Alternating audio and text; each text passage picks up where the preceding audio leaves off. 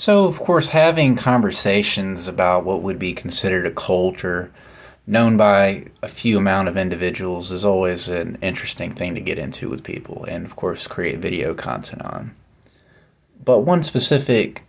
thought that I've had for several years now, especially based on what I've learned about ether and Antiquitech, Red Mercury,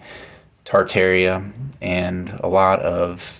what would we be called in the truther community lost knowledge. It's led me and a lot of other individuals as well in conversation to an understanding that the potentiality for what we know is the Ark of the Covenant was more than just the mercy seat or Holy of Holies, if you would, in the place where once a year man would commune with the Most High, but also having what would be known to us as Antiquitech properties in the sense of it potentially being a battery. Let's continue with some more imagery. So at face value, just bringing it up randomly in conversation, it might sound like a completely ridiculous notion, especially if you're not even familiar with what Antiquitech actually is, or antiquity technology of the past, which I've obviously dropped content on before and talk about all the time. But when looking at potential architectural aspects of what is given to Solomon's Temple, it's easy to see how tying it in with ethereal, which just means more perfect than our world, energy, which is why we call it ether,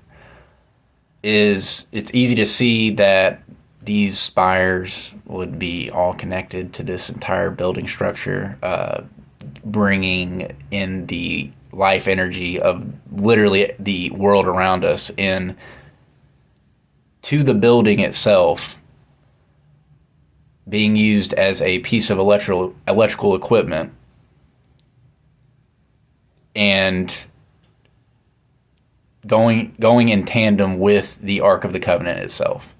to create endless energy. It's also important to note that the Holy of Holies is also depicted with a lot of gold within it, so it's easy to see how the electrical aspect could be included in this type of topic here, because obviously gold, if you're familiar, it is a fantastic conductor of electricity itself, so that goes into the aspect of being extremely careful when one is in the room, of course being in the presence of the Most High, but also maybe for other ramifications of free energy flowing out. I think it's fascinating having these types of conversations, and I'm always welcome to hearing comments down below. So let me know what you guys think in the comments. Thanks.